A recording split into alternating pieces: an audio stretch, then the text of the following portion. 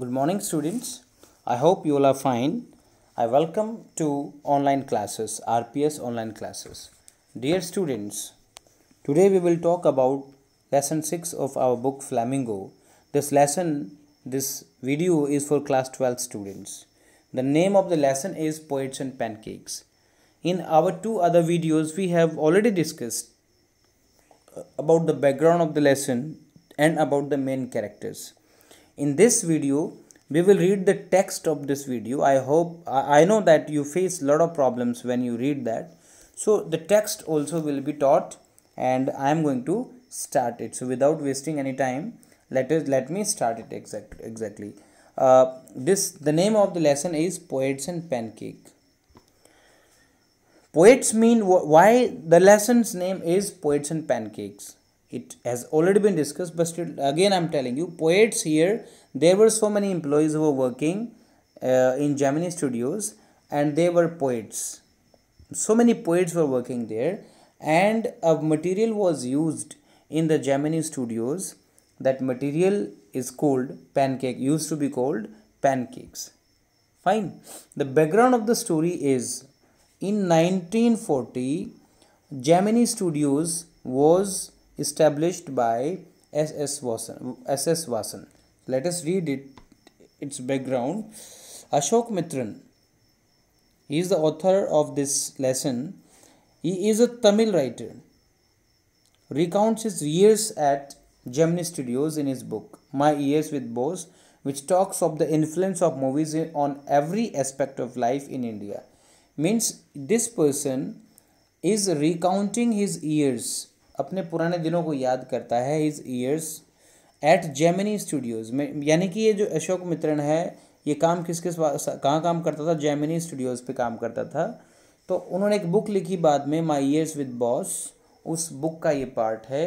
And in those days जो movies थी वो बहुत ज़्यादा इन्फ्लुएंस करती थी every aspect of life in India. Fine. The Gemini Studios located in Chennai was set up in 1940. It was one of the most influential film producing organizations of India in the early days of Indian filmmaking. Starting में 1940 के आसपास तो movies बननी शुरू हुई थी, हम यही कह सकते हैं. तो उस समय पे ये बहुत ज़्यादा इन्फ्लुएंशियल फिल्म प्रोड्यूसिंग ऑर्गेनाइजेशन थी. इन्फ्लुएंशियल कौन सी होती? प्रभावशाली, बहुत ज़्यादा. तो एक मेन ऑर्गेनाइजेशंस में इसका नाम आता था. It's founder was S.S. Vasan. जैसे कि मैंने बताया था, the duty of Ashok Mitran in Gemini studios was to cut out newspaper clippings on a wide variety of subjects. यानी उसका काम था न्यूज़पेपर की क्लिपिंग्स को काटना अलग अलग सब्जेक्ट्स के ऊपर and store them in files में पेस्ट करनी होती थी ताकि फ्यूचर में जब उनकी ज़रूरत पड़े तो वो उनको देख सकें. Many of these had to be written out by hand. ज़्यादातर उसको हाथ से लिखनी होती थी. Although he performed an insignificant function, he was the most well informed of all the members of the Gemini family. ऐसा मानते थे लोग कि उसकी जो जॉब है वो इनसिग्निफिकेंट है, यानी ज़्यादा ज़रूरी नहीं है, लेकिन फिर भी वो वेल इन्फॉर्म्ड यानी कि सबसे ज़्यादा नॉलेजेबल बंदे वहाँ पे थे सभी मेंबर्स में जेमिनी फैमिली के अंदर. The following is an excerpt from this book my years with boss. तो ये एक्सेप्ट मतलब पार्ट होता है, हिस्सा होता है. तो इस किताब का ये हिस्सा है. ये किताब अशोक मित्र ने जेमिनी स्टूडियोज़ को छोड़ने के बाद लिखी थी और यहाँ पे वो बात करता है किस तरह की लाइफ उस समय वहाँ पे जेमिनी स्टूडियोज़ पे होती थी, किस तरह के लोग वहाँ होते थे, अपने बॉस के बारे में वो बात करता है. ठीक है. सो ये दीज आर सम एक्सप्रेशंस, ये लेसन के अंदर ही आएंगे जिनको हम डिस्कस करेंगे. अब इसकी रीडिंग हम स्टार्ट करते हैं लेसन की. Pancake was the brand name of the makeup material that Gemini Studios bought in truck loads. एक मेकअप मटेरियल था. ट्रक लोड्स का मतलब ट्रक भर भर के खरीदे जाते थे जेमिनी स्टूडियोज़ के द्वारा. तो उसका ब्रांड नेम था पैनकेक. पैनकेक किसका नाम था? मेकअप मटेरियल का नाम था. Greta Garbo must have used it. Greta Garbo एक एक्ट्रेस थी, मिस गोहर एक्ट्रेस थी, must have used it, Vyjayanthimala must have also used it, but Rati Agnihotri may not have even heard of it, उसने इसके बारे में सुना भी नहीं होगा। अब उसने क्यों नहीं सुना होगा?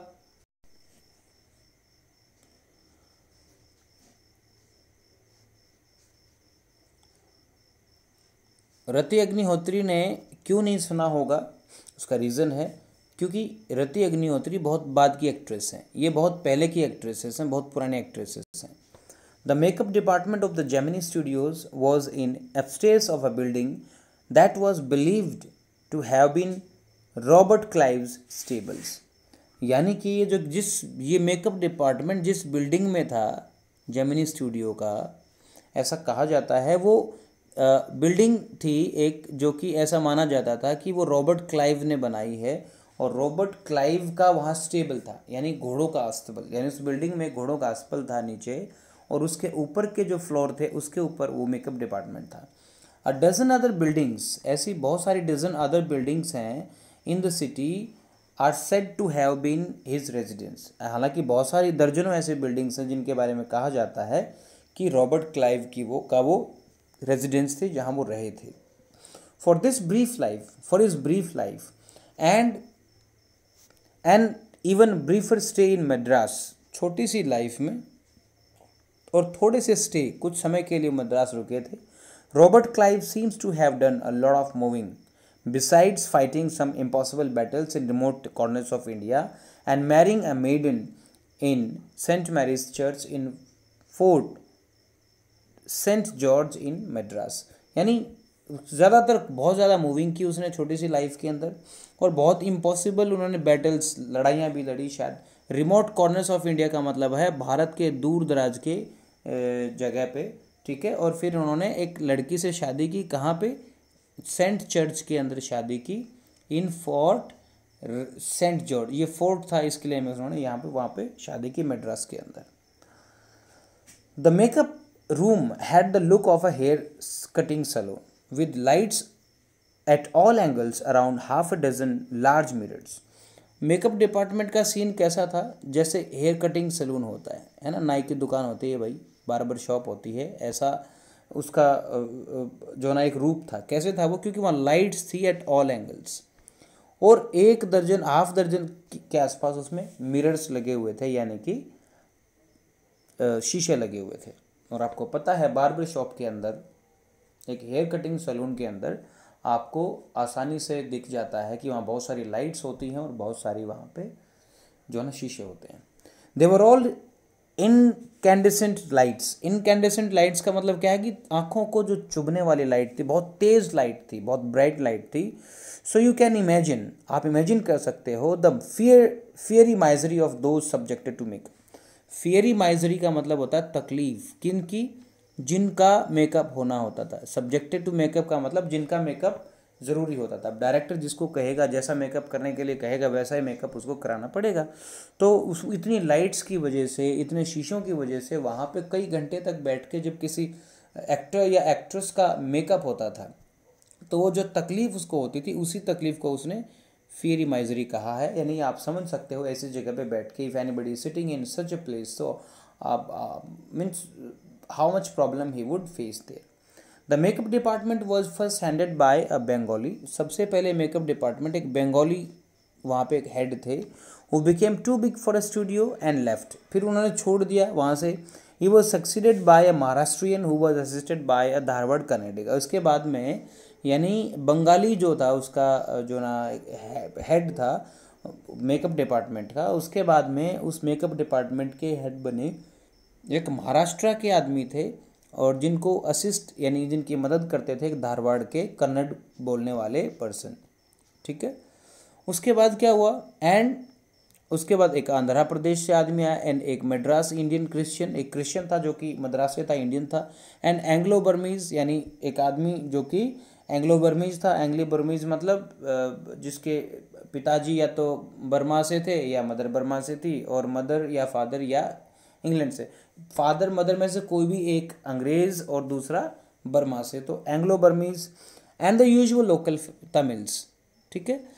All these shows that there was a great deal of national integration long before AIR and Doordarshan began broadcasting programs और नेशनल इंटीग्रेशन। वो ये कहता है कि ये जो कुछ हुआ वहाँ पे अलग अलग बैकग्राउंड के, कोई कभी बंगाली उसका हेड था, कभी महाराष्ट्रियन था, कभी धारवाड़ था एक कन्नड़ी का, कभी आंध्र प्रदेश से था, कभी मद्रास से एक मद्रासी था जो कि क्रिश्चियन था, एक एंग्लो बर्मीज था। तो इससे क्या पता चलता है कि अलग अलग रीजन के लोग वहाँ पे काम करते थे, ठीक है। और वो कहता है कि इससे ये इट ऑल दिस शोज, ये हमें दिखाता है कि ये एक एग्जाम्पल था नेशनल इंटीग्रेशन का, राष्ट्रीय एकता का। जैसे हम नेशनल इंटीग्रेशन की बात करते हैं, long before AIR and Doordarshan began, यानी जब दूरदर्शन और AIR शुरू हुए थे तो इन्होंने नेशनल इंटीग्रेशन के प्रोग्राम ब्रॉडकास्ट करने शुरू किए थे। ब्रॉडकास्ट करना मतलब प्रोग्राम दिखाना। इनसे भी पहले वो कहना चाहता है कि हमारे डिपार्टमेंट में नेशनल इंटीग्रेशन को माना जाता था। This gang of nationally integrated makeup man, this gang का मतलब यहाँ पे ग्रुप है, यहाँ पे नेशनली इंटीग्रेटेड मेकअप मैन मतलब जो देश के अलग अलग हिस्से से मेकअप मैन थे वहाँ पे जो काम कर रहे थे, जितने भी लोग थे वहाँ पे, man could turn any decent looking person, ये लोग जो है किसी भी डिसेंट अच्छा दिखने वाले आदमी को turn into a hideous crimson hued monster. Hued monster मतलब एक जो है ना, मतलब बहुत ही भयानक से मॉन्स्टर, मतलब राक्षस में बदल सकते थे, यानी उसका ऐसा मेकअप कर देते थे कि वो बहुत ज़्यादा भयानक हाइडियस लगता, बहुत ज़्यादा जो है ना टेरिबल लगता। With the help of truck loads of pancake, क्योंकि जो पैनकेक आता था, जो मटेरियल आता था मेकअप का, ट्रक भर भर के आता था। And a number of other locally made potions and lotions, और क्या यूज़ करते थे, आसपास बने हुए पोशन और लोशंस, लोशन और पोशंस एक तरह की क्रीम्स होती हैं, उनका भी यूज़ करते वो। Those were the days of mainly indoor shooting, कौन सा समय था वो, इंडोर शूटिंग का, शूटिंग अंदर होती थी ज़्यादातर। And only 5% of the film was shot outdoors, 5% outdoors होती थी शूटिंग, यानी सेट्स लगाए जाते थे बड़े बड़े, जिनके अंदर 95% शूटिंग तो इनसाइड द स्टूडियो होती थी और 5% ही बाहर होती थी। आजकल उल्टा है, आजकल 5% इनसाइड होती है और 95% जो है ना बिल्कुल बाहर होती है, एक नेचुरल एनवायरनमेंट के अंदर जो है ना शूटिंग होती है। Those were the days of mainly indoor shooting and only 5% of the film was shot outdoors. I suppose the sets and studio lights needed the girls and boys to be made to look ugly in order to look presentable. वो कहता है कि sets की और Studios की lights की ज़रूरत होती थी। क्यों ज़रूरत होती थी? ताकि गर्ल्स बॉयज़ को प्रेजेंटेबल बनाया जा सके, अगली यानी बुरा बनाया जा सके। एक्चुअली बुरा बनाने का मतलब ये है कि उनका मेकअप करके उनको अलग ही आइडेंटिटी दे दी जाती थी ताकि वो प्रेजेंटेबल लगें, मूवी के हिसाब से लगें, जैसा डायरेक्टर ने कहा है, जैसा उनके लिए रोल गढ़ा है वैसा वैसे वो दिखें, ठीक है। A strict hierarchy was maintain.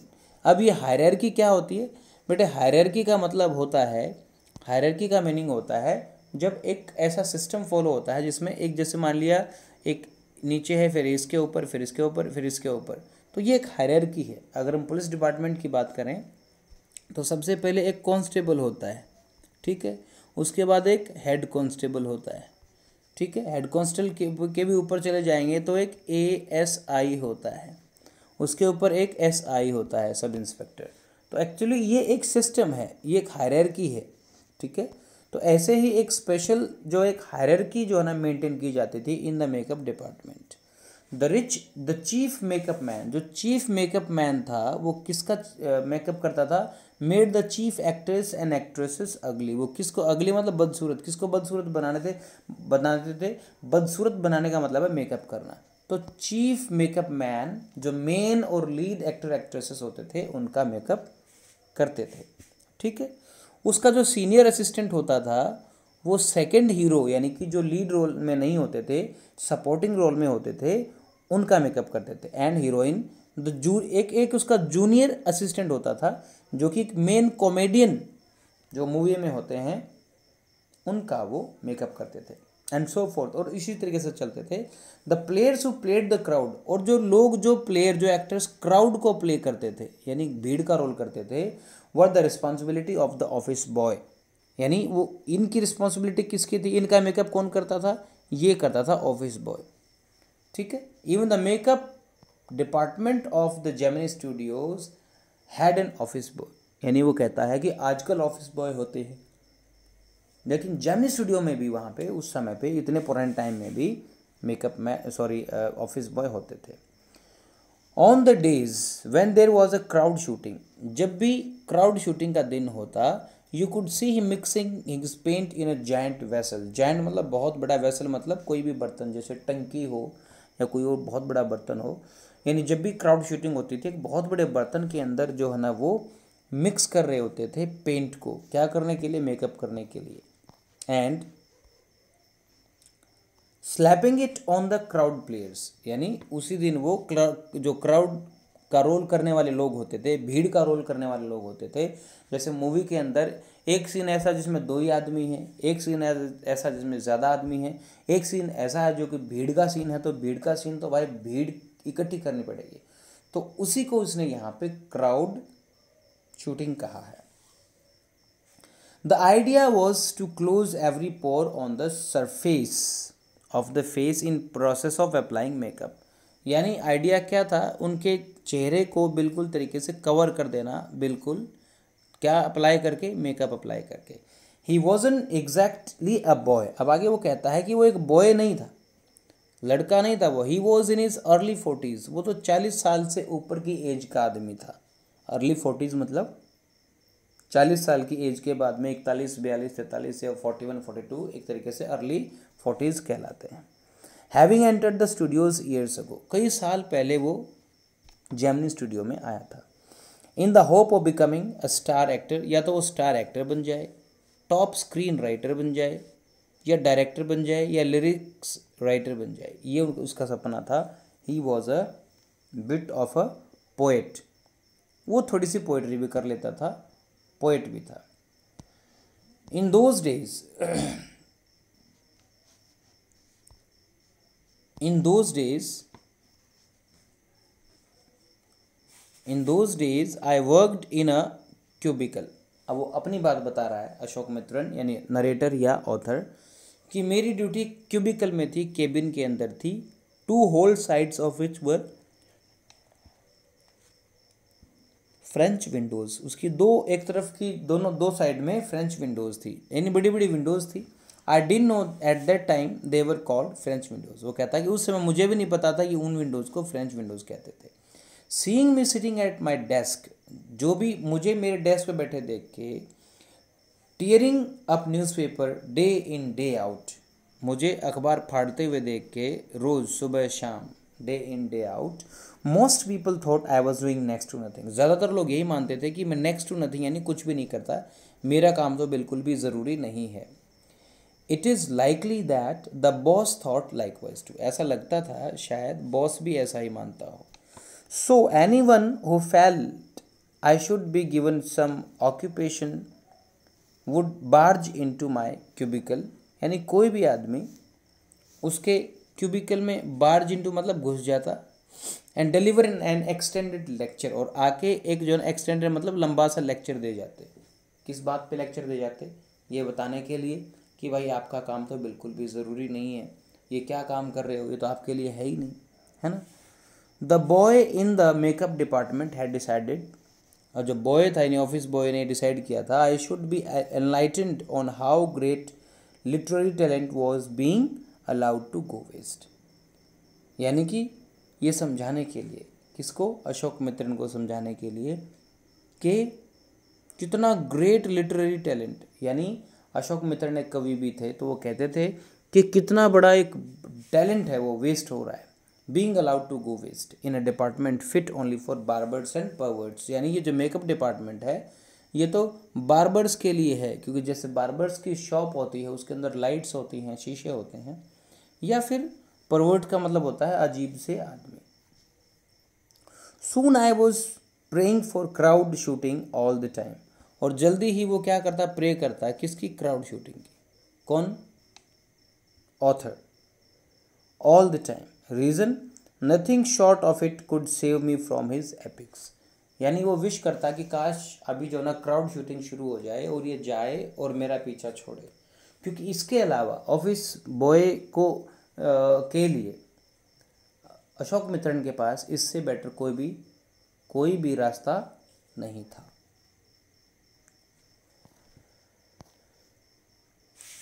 तो students, this was some part of this lesson.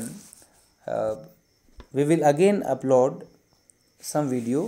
You read up to where I have read, you read it and try to do some questions and write difficult words in your notebook. Thank you very much. We will meet again. Thank you.